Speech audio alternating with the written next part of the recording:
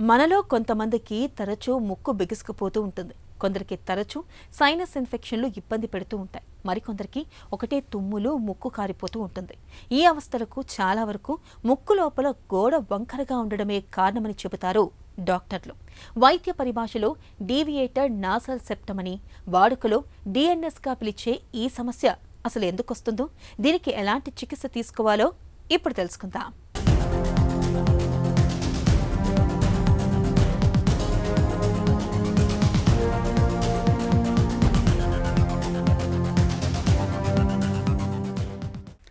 సహజంగా ముక్కు దూలం ఎలాంటి వంకరలు లేకుండా కోటేరులాగా నిటారుగా సూటిగా ఉంటుంది. అయితే కొందరిలో మాత్రం ముక్కు దూలం అటో ఇటో వంకరగా ఉన్నట్టు చూడగానే ఇట్టే తెలిసిపోతుంది. ఇలా ముక్కు దూలం వంకరగా ఉండటం వల్ల బయటకు కనిపించే సౌందర్యానికి వచ్చే చిన్నపాటి నష్టాన్ని పక్కన పెడితే, అంతకంటే ముఖ్యంగా అది అనేక ఆరోగ్య సమస్యల్ని తెచ్చిపెడుతుందనే విషయం చాలామందికి తెలియకపోవచ్చు. ముక్కు దూలం వంకరగా ఉండటం వల్ల శృతిమించిన గురక మొదలుకొని తరచుగా ముక్కు బ్లాక్ అవ్వటం, అలాగే సైనసైటిస్ ఇన్ఫెక్షన్లు కూడా తరచుగా రావటం సంభవిస్తుందని డాక్టర్లు చెబుతారు. డీవియేటెడ్ నేసల్ సెప్టమ్, దీన్ని ముక్కులో బోను వంకర అంటాం అన్నమాట.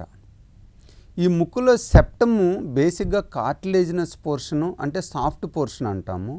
వెనక భాగంలో బోనీ పోర్షన్ గట్టిగా ఉంటుంది అన్నమాట. ఈ సాఫ్ట్ పోర్షన్లో కానీ హార్డ్ పోర్షన్లో కానీ రెండిట్లో ఎక్కడైనా కూడా మనకు బోను వంకర ఉండే అవకాశం ఉంటుంది. దానితో పాటు ఆ ముక్కులో స్పర్స్ అంటాం, అంటే బోను స్ట్రైట్గానే ఉంటుంది కానీ ఎక్స్ట్రా గ్రోత్ వస్తుంది అనమాట. Especially Boney portion, cartilaginous పోర్షన్లో Spurs అంటాం, అవి రావచ్చు. కొంతమంది ముక్కులో కాడల్ పోర్షన్ ఫ్రంట్ భాగంలో పక్కకు బోన్ తిరిగి ఉంటుంది షార్ప్గా, వాళ్ళు ఈజీగా ఐడెంటిఫై చేస్తారు. కొంచెం ముక్కు పైకెత్తంలోనే ఓ పక్కకు బోన్ ఉన్నట్టు. దీన్ని caudal deviation of the septum అంటాం అన్నమాట. మనకి ముక్కు బోను ఆ ఫ్రంట్ భాగం ఆఫ్ కార్టిలేజినస్ పోర్షన్, దాంట్లో ఎక్కువగా క్వాడ్రాంగులర్ కార్టిలేజ్ ఉంటుంది. అట్లానే వెనక భాగంలో స్ట్రైట్ బోన్ ఉంటుంది అనమాట. పర్పెండిక్యులర్ ప్లేట్ ఆఫ్ ఎథమాయిడ్ అంటాం. ఈ రెండింటి నుంచి సాధారణంగా ఈ ముక్కులో బోను వంకర ఉంటుందన్నమాట. చాలామందికి ఏంటంటే ముక్కులో బోను వంకర ప్రాబ్లం ఉన్నప్పుడు డయాగ్నోజ్ చేస్తాం. అంటే ముక్కు గాలి తీసుకోవటం ఇబ్బంది కానీ, జలుబు ఎక్కువసార్లు రావటం కానీ, అలానే వీళ్ళకి ముక్కులోంచి గొంతులోకి సెక్రీషన్స్ వస్తా, కొండనేలకు వెనక భాగంలో మంటగా ఉండటం, అట్నే దగ్గు రావటం, ఇరిటేషన్ రావటం, గొంతులో ఏదో పట్టేసినట్టు ఉండటం జరుగుతుందన్నమాట. ఈ మధ్యలో ఈ పొల్యూషన్స్ ఎక్కువైన తర్వాత, మనం అర్బన్ ఏరియాలో చూసినట్లయితే ఎయిర్ పొల్యూషన్ కానీ, వెహికల్ పొల్యూషన్ కానీ ఎక్కువైన తర్వాత చాలామందిలో ఏంటంటే ముక్కులోంచి గొంతులోకి ఏదో కారుతున్నట్టు ఉందండి, గొంతులో ఏదో పట్టేసినట్టుంది, ఎప్పుడు ఏదో ఒకటి ఉందంటారు. ఇలాంటి వాళ్ళకి ఎగ్జామినేషన్ చేసినట్లయితే ఎక్కువ మందిలో ముక్కులో బోను వంకర ఉంటుందన్నమాట. అంటే వీళ్ళలో మెయిన్గా పోస్ట్ నేసల్ డ్రిప్ కంప్లైంట్ అన్నమాట. దాంతోపాటు ముక్కులో బోను వంకర కూడా ఉంటుంది. కొంతమందిలో తుమ్ములు కూడా ఎక్కువ వస్తుంటాయి అన్నమాట. చాలామందికి ఏంటంటే చిన్నప్పుడు స్పోర్ట్స్ ఇంజరీస్ నుంచి కూడా ముక్కులో బోను వంకర జరిగి ఉండొచ్చు. అలానే ఇప్పుడు కొంతమందికి మిడిల్ ఏజ్ అంటే 40-50 ఇయర్స్ అప్పుడు కూడా ప్రాబ్లం వస్తుంది. ఇది కూడా మెయిన్గా ఏంటంటే ఈ బోను వంకర అనేది చాలా రోజు ఉండుండొచ్చు, కానీ ఇప్పుడు ఆ 40-50 ఎస్పెషలీ ఫిమేల్స్లో హార్మోనల్ చేంజెస్ వల్ల కానీ, అలానే బయట పొల్యూషన్ వల్ల కానీ, విటమిన్ డి డెఫిషియన్సీ, ఇప్పుడు ఏంటంటే చాలామందిలో విటమిన్ డి డెఫిషియన్సీ ఉంటుంది. విటమిన్ డి డెఫిషియన్సీ ఉన్నప్పుడు మన బాడీలో కొద్దిగా రెసిస్టెన్స్ తగ్గి ముక్కులో వైరల్ ఇన్ఫెక్షన్స్ ఎక్కువగా వచ్చే అవకాశం ఉంటుందన్నమాట. ఈ జలుబు ఎక్కువగా ఉన్నప్పుడు మనం ఎండోస్కోపీ చేయటం వలన ఈ ముక్కులో బోను వంకర తెలుస్తుందన్నమాట. ఇలా మల్టిపుల్ ప్రజెంటేషన్స్తో వస్తుంది. ఈ ముక్కులో బోను వంకర అనేది మనకి ఎండోస్కోపీ విధానంలో కన్ఫర్మ్ చేసుకుంటాం.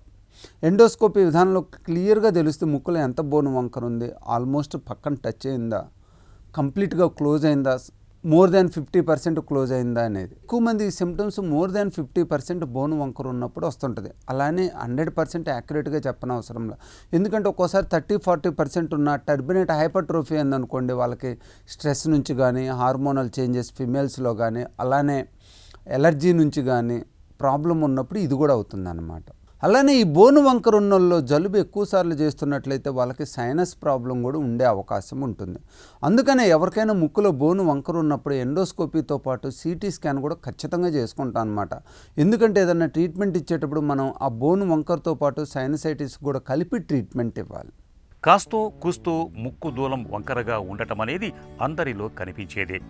అయితే ముక్కు దూలం వంకర మరీ తీవ్రంగా ఉండి అది ముక్కులో శ్వాసను అడ్డుకోవటం, ముక్కులో తరచుగా రక్తం కారటం, అలాగే సైనసైటిస్ ఇన్ఫెక్షన్ అదే పనిగా రావటం లాంటివి సంభవిస్తే మాత్రం తప్పనిసరిగా డాక్టర్ని సంప్రదించాలి. ముక్కు దూలం వంకర అనేది 2 రకాలుగా ఉంటుంది. ఒకటి, ముక్కు చివర ఉండే ఎముక భాగం మాత్రమే వంకరగా ఉండటం. రెండోది, ముక్కు దూలం పూర్తిగా ఎస్ ఆకారంలో ఉండటం.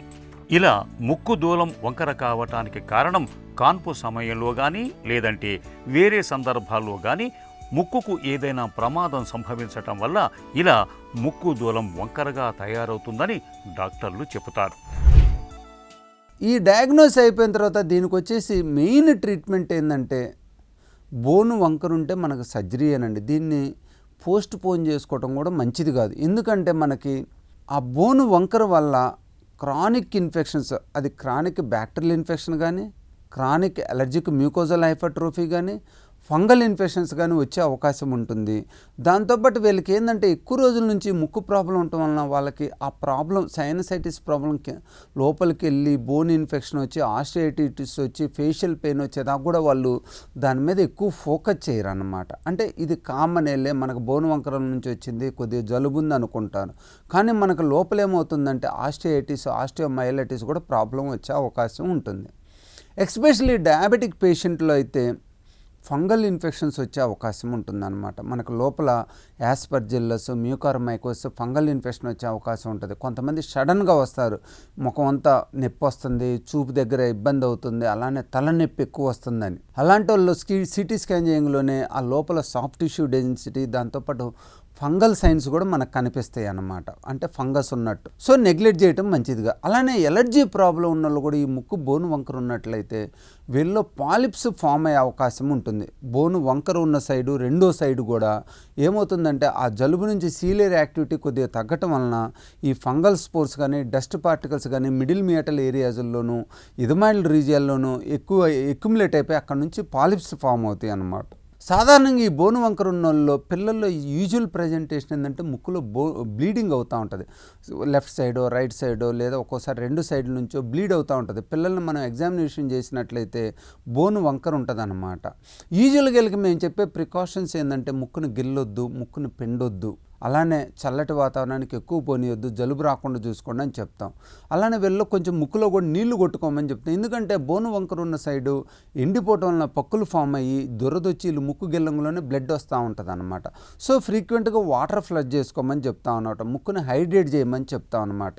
అలానే ఎవరికైనా ఎక్కువ కాటరైజ్ అవుతుంటే మటుకి ఫస్ట్ కెమికల్ కాటరీ విధానం ద్వారా దాన్ని కోయాగులేట్ చేస్తాం. చాలామంది పిల్లల్లో అది తగ్గిపోతుంది. అలా కాకుండా వాళ్ళు కంటిన్యూస్గా బ్లడ్ వచ్చినట్లయితే వాళ్ళకి ఆ లేజర్ ద్వారా కాటరీ ద్వారా కోయాగులేట్ చేయటం కానీ, లేదంటే ఆ సెప్టోప్లాస్టీ చేయటం కానీ జరుగుతుందన్నమాట. మిడిల్ ఏజ్ ఎల్డర్ పీపుల్ అయితే మటుకి సాధారణంగా వీళ్ళకి జలుబుతో కానీ, ముక్కు మూసిపోవటం కానీ ఇబ్బందితో వస్తారు. మీరు ఎలాంటి వర్రీ అవసరం లేదు. దీన్ని సింపుల్గా ముక్కులో లోపల నుంచి లోపలే మనకి ఏదైతే న్యాచురల్ హోల్స్ ఉన్నాయో దాంతో మనం కరెక్ట్ చేయొచ్చు. దాంతోపాటు సైనస్ ప్రాబ్లం ఉన్నా కూడా అదే సిట్టింగ్లో మనం కరెక్ట్ చేసినట్లయితే వీళ్ళకి సైనస్ ప్రాబ్లం తగ్గిపోతుంది. ఆ ముక్కు బోను వంకర నుంచి వచ్చే బ్రీతింగ్ ప్రాబ్లమ్స్ కూడా తగ్గిపోతాయి అన్నమాట. ముక్కు దూలం వంకరగా ఉండటంతో పాటు గురక ఉండటం, ముక్కులు నిరంతరం బ్లాక్ అయి ఉండటం, ముక్కులో రక్తం కారటం, సైనసైటిస్ బాధలు తరచుగా వేధిస్తూ ఉండటం అనే లక్షణాలు కనిపిస్తే ఈ సమస్య మందులతో తగ్గేది కాదు. కాబట్టి డాక్టర్ని సంప్రదించి తప్పనిసరిగా సర్జరీ చేయించుకోవటం అవసరం.